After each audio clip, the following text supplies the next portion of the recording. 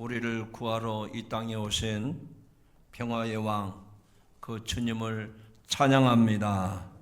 또 이 자리에 계신 여러분들이 그 주님을 만나고 여러분의 삶도 주님과 동행하는 삶이 되기를 축복합니다. 오늘 본문의 말씀을 통해서 낮아지신 메시아의 길, 이런 제목으로 말씀을 들을 때 은혜가 되기를 축복합니다. 오늘 우리는 종려주일을 맞이했습니다. 만왕의 왕 되신 예수님이 드디어 예루살렘 성에 입성을 하십니다. 정조대왕의 능 행차를 사진을 보여드렸고 설명을 드렸는데, 예수님의 예루살렘 입성과 비교해 보시기 바랍니다. 예수님의 종려주일에 이 예루살렘 입성은 정조대왕의 능 행차하는 모습과는 전혀 다른 모습을 보여주고 있습니다. 정조대왕의 능 행차는 군마를 앞세우고 또 군악대, 취타대가 악기를 동원하고, 그래서 모든 군졸들이 다 동원이 되는데, 예수님은 군마도 아니고 한 번도 사람을 태워보지 않은 나귀 새끼를 타시고 예루살렘 성으로 입성을 하십니다. 우리가 겉모습만 보면 초라하기 그지없습니다. 성인 어른이 나귀를 탔다고 하니 무릎이 땅에 닿을 듯 작은 짐승 위에 올라탄 왕의 모습은 어딘가 우스꽝스럽고 초라해 보이기까지 합니다. 지난 주간에 손녀딸하고 용인 에버랜드 동물농장에 다녀왔습니다. 마침 그 당나귀가 여러 마리가 있더라고요. 그 당나귀가 보무도 당당하게 딱 고개를 치켜들고 저를 노리고 쳐다보는데, 제가 옆으로 지나가도 피하지 않고 다가오더라고요. 먹이감을 주는 줄 알고 다가오는데, 여러분, 옛날 임금이 탔던 군마는 제 키를 훨씬 뛰어넘지 않습니까? 그런데 당나귀는 제 허리춤밖에 안 오더라고요. 아, 예수님이 저런 당나귀, 작은 나귀를 타시고 예루살렘에 입성하셨구나 하는 생각을 해보니까 그 모습이 좀 우스꽝스럽기도 하고, 아니 병정놀이 하시는 건가, 그렇게 오해를 불러일으킬 수도 있었겠다 하는 생각이 듭니다. 그러면 예수님은 예루살렘에 입성을 하실 때 왕의 권세를 가지고 군악대를 동원하고 군마를 이끌고 멋있게 호령하는 모습으로 입성을 하시지, 왜 그 어린 나귀를 타시고 입성을 하셨을까? 그것은 단순한 겸손의 퍼포먼스가 아니었습니다. 그것은 하나님 나라의 통치 원리를 선포하는 모습이었습니다.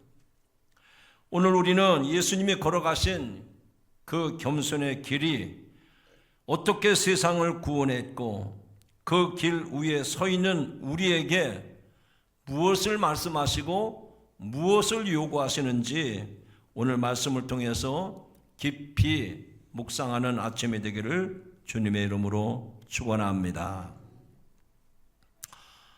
세계적인 영적 거장이었던 헨리 나우엔이라고 하는 사람은 상처 입은 치유자로 잘 알려진 사람입니다.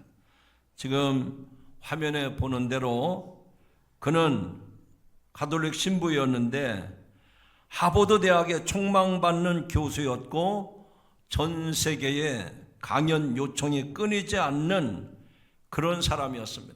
정말 누가 봐도 성공한 인생이었습니다. 군마를 탄 인생처럼 보였습니다. 하지만 어느 날 그는 모든 명예와 자를 내어놓고 저 캐나다 지적장애인 공동체인 데이브레이크라고 하는 곳으로 들어갔습니다. 그곳에서 그가 한 일은 하버드 대학에서 많은 학생들 앞에 지식을 강의하는 것이 아니라 혼자서는 씻지도 먹지도 못하는 장애인 친구 에돔의 대소변을 받아내고 목욕시키는 일을 위해서 그 일에 헌신했습니다. 사람들이 물었습니다. 당신은 왜 그 화려한 대학 교수의 자리를 버리고 이 낮은 곳으로 오셨습니까? 그는 이렇게 대답을 합니다. 하버드 대학에서는 내가 누구인지 증명해야 했지만 이곳에서는 내가 누구인지 사랑받기만 하면 됩니다. 주님은 높은 보좌가 아니라 낮은 섬김의 자리에서 저를 기다리고 계셨습니다. 사랑하는 성도 여러분, 오늘 예수님을 만난 저와 여러분은 우리가 예수님을 만난 그 경험을 가지고 세상의 지위나 명예를 구하는 자리가 아니라 예수님께서 보여주신 섬김의 자리, 낮아짐의 자리로 돌아가는 그런 복된 이 아침이 되기를 주님의 이름으로 축원합니다. 자, 그러면 오늘 말씀을 통해서 주님이 우리에게 보여주시는 모습은 어떤 것일까? 첫째로 준비된 순종이 있어야 된다 하는 얘기입니다. 성도 여러분, 오늘 1절부터 3절에 나타난 말씀을 보니까 주님께서 예루살렘 입성을 앞두고 따르는 제자들에게 생소한 명령을 내리십니다. 그 명령은 다른 것이 아니라 저 맞은편 마을 비다니로 가서 매여 있는 나귀와 그 새끼를 끌어오라는 것입니다. 만약 주인이 왜 가져가느냐라고 묻는다면 딱 한마디만 하라고 말씀을 하십니다. 주가 쓰시겠다 하라. 따라합시다. 주가 쓰시겠다 하라. 여러분, 이 말은 어떤 의미를 내포하고 있을까요? 어떤 뜻이 담겨 있다고 생각을 하십니까? 예수님은 세상에 그런 군왕들처럼 폭력을 휘두르고 권력을 무소불위로 남용하는 사람이 아니라 그 나귀를 강제로 빼앗지 아니하시고 사랑하는 제자들을 통해서 정중히 요청하게 하셨다는 얘기입니다. 우리가 세상의 기준으로 볼 때 내 소유물을 누가 가져간다고 할 때 여러분은 어떻습니까? 순순히 내줄 수도 있겠지만 그러나 처음부터 그렇게 호락호락 아무 변명 대꾸하지 아니하고 그렇게 내주는 사람은 없습니다. 자기 것 누가 달라고 하면 거부하는 것은 당연한 겁니다. 아니, 그것이 당연한 권리입니다. 하지만 나귀 주인은 주가 쓰시겠다라는 말 한마디에 즉각 응답을 합니다. 여러분이 이 본문의 내용을 여러분 나름대로 한번 해석해 보세요. 내가 집에서 키우는 짐승, 내 자식과도 같고 어떻게 보면 내 재산의 1호, 재산 목록 1호일 수도 있습니다. 거기다가 새끼까지 나왔습니다. 아마 그 당시의 모습으로 보면 이 사람에게는 그것이 가장 큰 자산일 수도 있었을 겁니다. 그런데 제자들이 주가 쓰시겠다 그렇게 말하자 더 이상 대꾸하지 아니하고 그 나귀의 고삐를 풀어서 제자들에게 넘겨줍니다.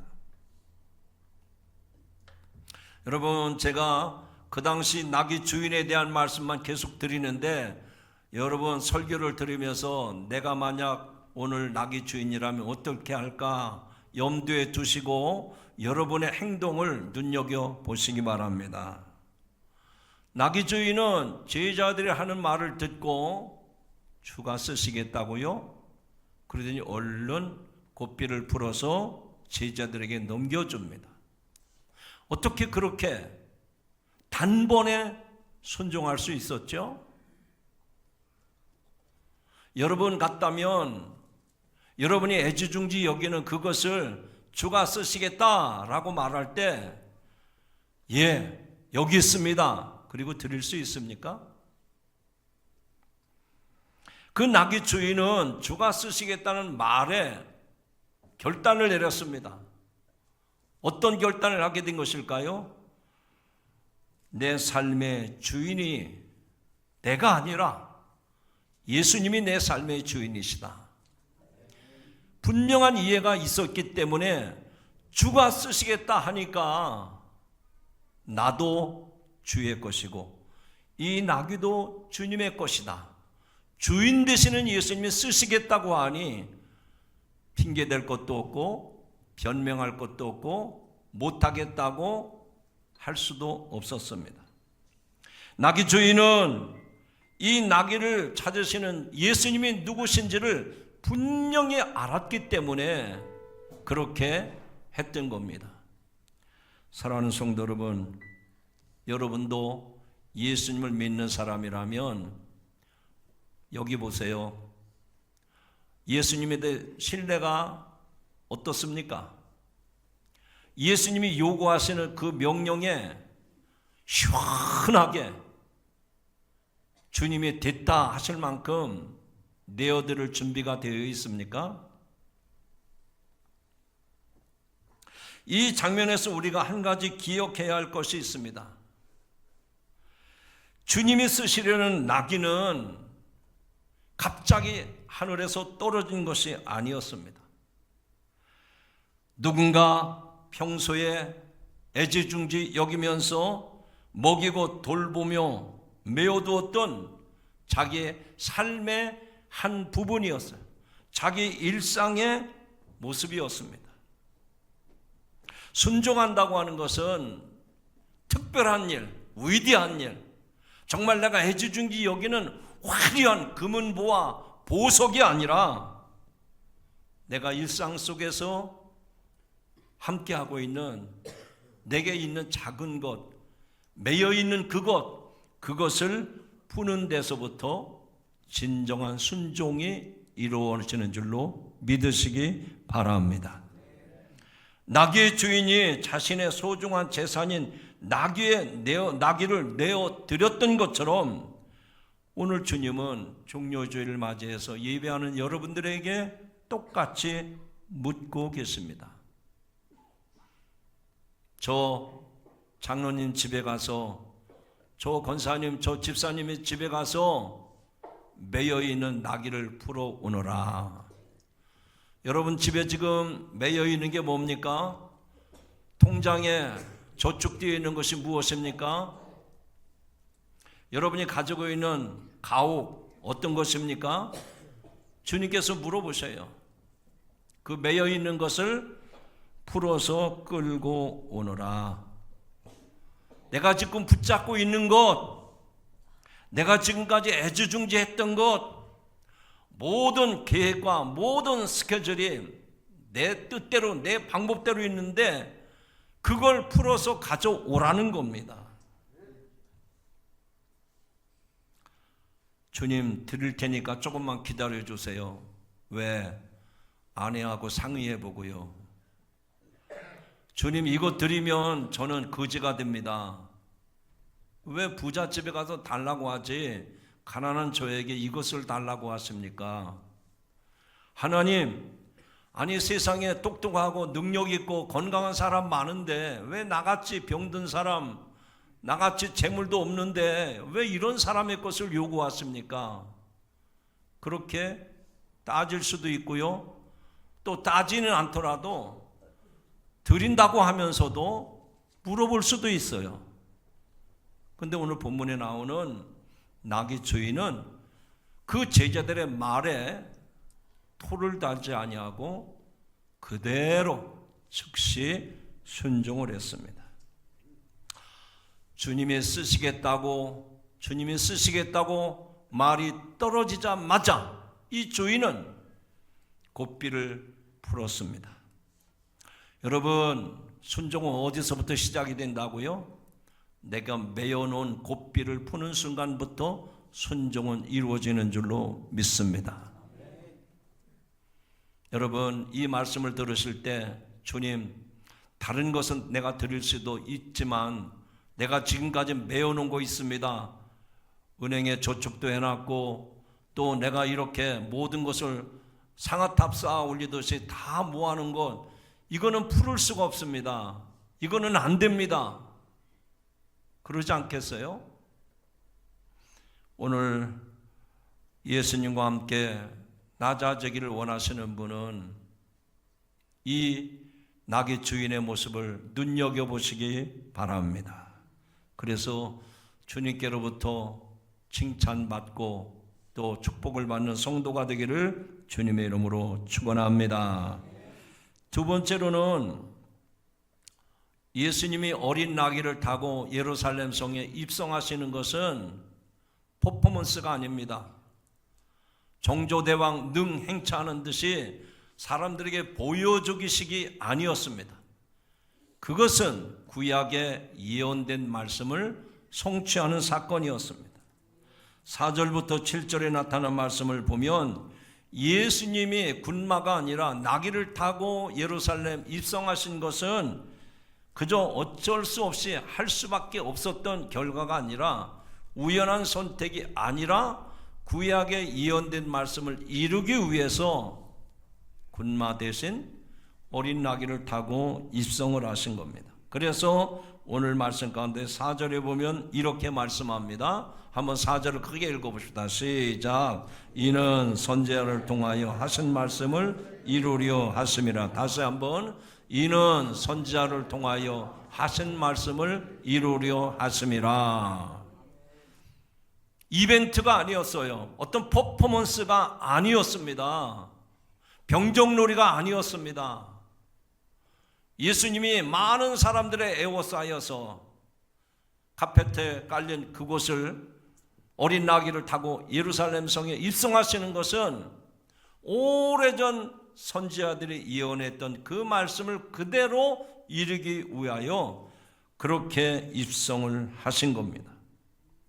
다시 말하면 수백 년 전 스가랴 선지자가 예언했던 겸손한 왕의 모습을 그대로 백성들에게 보여주신 겁니다.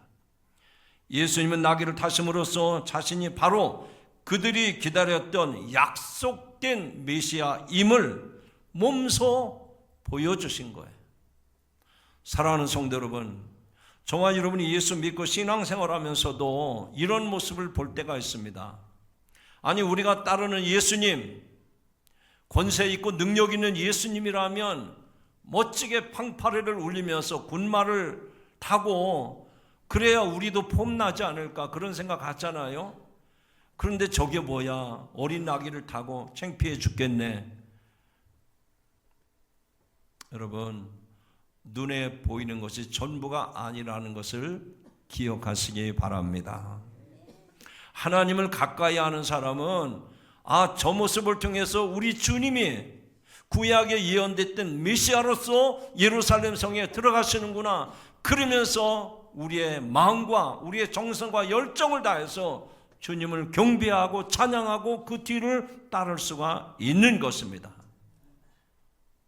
세상적인 시각으로 보면 초라하고 우스꽝스럽고, 어떻게 내가 믿는 예수님이 저런 모습을 하고 예루살렘 성에 들어가시나, 사람들 앞에 부끄럽기도 하고. 신앙이라고 하는 것은 그런 것이 아닙니다. 사랑하는 성도 여러분, 저와 여러분이 오늘의 이 말씀을 통해서 내 신앙의 본질이 어디에 있는가를 생각해 보세요. 정조대왕 능행차하는 것처럼 군마를 거느리고 팡파레를 울리고 많은 사람들이 그 앞에 부복하고 그런 모습이 아니란 말이죠. 예수님은 초라하지만 겸손의 왕으로 어린 나귀를 타시고 이 땅을 섬기러 오시는 우리의 메시아의 모습을 그 모습 속에서 보여주고 있습니다. 그러므로 영적으로 깨어있는 성도만이 그 어린 낙이 타신 예수님의 모습 속에서 메시아의 모습을 발견할 수 있고 그 주님을 따르고 그 주님을 신뢰할 수가 있는 것입니다. 한번 생각을 해보십시오. 왕이 입성을 하는데 어린 나귀를 탔습니다. 성인이 나귀 새끼 위에 앉으면 발이 땅에 닿을 듯 말 듯 아주 우스꽝스럽고 초라한 모습이었을 겁니다. 세상의 왕들은 자신의 힘을 증명하기 위해서 가장 크고 힘센 군마를 탑니다.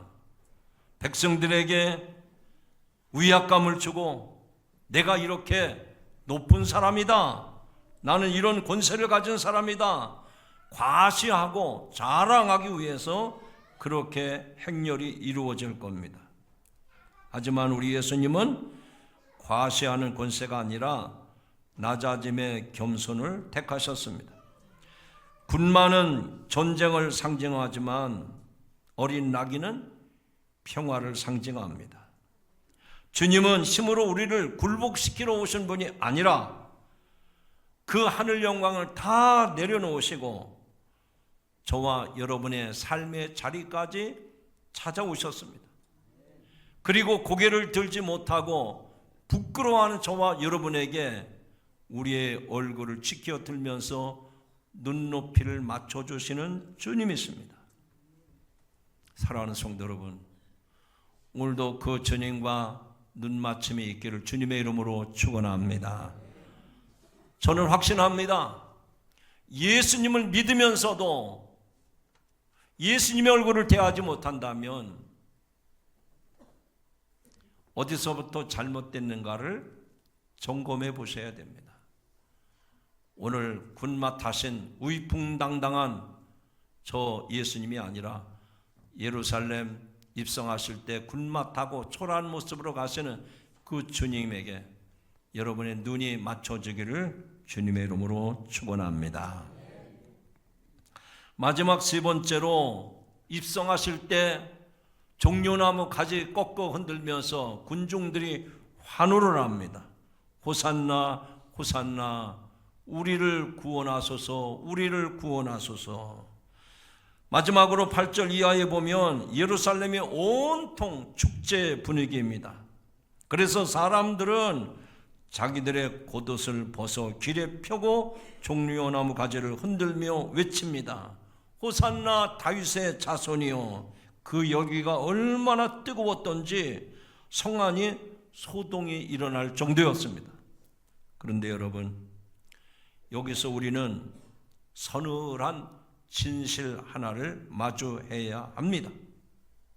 호산나라는 말은 지금 우리를 구원하소서라는 뜻입니다. 무리들은 지금 당장 로마를 물리치고 자신들을 배불리 먹게 해줄 정치적인 메시아, 경제적인 메시아를 원했습니다. 하지만 예수님은 그들의 기대와는 달리 험한 십자가에서 무력하게 죽어갈 때 이 호산나 외치던 그 외침은 그를 십자가에 못 박으라는 조주로 돌변했습니다.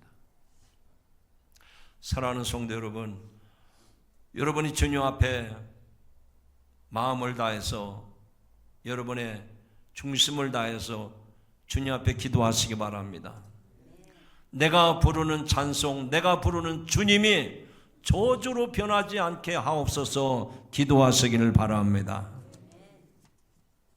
저는 이런 일들이 우리가 주님 앞에 서기 전까지 여러 가지 과정들을 통해서 우리에게 경험하게 하시는 줄로 믿습니다. 갑자기 가정에 어려움이 닥쳤을 때, 갑자기 사랑하는 이가 죽었을 때, 갑자기 직장에서 해고를 당했을 때, 어제까지만 해도 건강했는데 오늘 검진을 해보니까 청천벽력과 같이 암이 있다고 하는 얘기를 들었을 때, 하나님, 예수님 사랑합니다 했던 사람들이 갑자기 그를 십자가에 못 박으라고 저주했던 그 군중들처럼 우리의 고백이 바뀌어지지 않기를 바랍니다. 그래서 여러분 평소에 기도 많이 하셔야 돼요. 주님, 내가 끝까지 주님을 부인하지 않게 하옵소서. 저를 십자가에 못 박으라고 고함치는 군중들처럼 내 마음이, 내 중심이 변하지 않게 하옵소서. 기도하시기를 주의 이름으로 축원합니다. 예수 믿으면 부자 된다고 했는데 예수만 믿으면 내 자식들도 정말 다 성공하고 출세를 할 줄 알았는데 기대와는 달리 부자는커녕 점점 경제생활이 어려움이 오고 여러분의 직장이나 여러분의 사업이나 여러분의 자녀들도 점점 여러분의 기대와는 멀어질 때가 있을 겁니다. 그때 호산나 호산나 외치던 사람들이 저를 십자가에 못 박으라고 고함을 질렀습니다. 예수님이 예루살렘에 들어간 진짜 목적은 그들의 환호를 받기 위함이 아니라 그들의 죄를 대신 지시기 위해서 입성을 하신 겁니다. 그렇다면 오늘 이 모습을 보면서 여러분이 여러분 자신에게 물어보셔야 됩니다. 뭘 물어봐야 됩니까? 나는 내 욕망을 채워줄 왕을 부르면서 왕을 찾으면서 지금 나뭇가지를 흔들고 있진 않은가? 아니면 나를 위해 낮아지신 그분의 뒤를 따라 내 몫에 태인 십자가를 지고 묵묵히 주님을 따르고 있는가? 나는 나의 욕망을 채워줄 권세 있고 높은 왕을 찾고 있는가? 아니면 나를 위해 죽으러 오신 겸손의 왕 예수 그리스도를 따르고 있는가? 이제 말씀을 정리합니다. 우리는 흔히 신앙이라고 하는 것을, 믿음이라고 하는 것을 내가 성공하고 출세하고 내가 높아지는 도구로 생각할 때가 많아요. 주님의 이름을 부르기만 하면 내 사업도 번창해질 것 같고 내 자녀가 남들보다 앞서가는 군마를 타는 줄로 알고 있습니다. 하지만 오늘 본문은 분명히 말합니다. 우리 주님은 그런 군악대를 동원해서 방파를 울리고 군마를 타고 가시는 것이 아니라 간신히 나귀 등에 타셔서 사람들의 에워싸여서 예루살렘으로 입성을 하신 겁니다. 예루살렘에 예수님이 가신 종착지는 화려한 궁궐이 아니라 무섭고 험한 십자가 골고다 언덕이었습니다. 사람들은 비웃습니다. 예수님이 유대인의 왕으로 등극하시는 줄 알았는데 저 골고다 언덕에 십자가 지러 가시는구나. 저 사람은 실패한 인생이다 라고 비아냥거릴 겁니다. 그러나 예수님은 하나님이 나에게 맡겨주신 그 대속의 길을 감당하기 위해서 누구도 거들떠 보지 아니하고 누구도 눈치 보지 아니하고 당신이 가셔야 될 길을 끝까지 가 주셨습니다. 사랑하는 성도 여러분, 여러분은 지금 무엇을 타고 인생의 예루살렘 길로 들어가고 계십니까? 그 당시 많은 군중들처럼 세상이 부러워하는 군마를 기다리고 있지는 않습니까?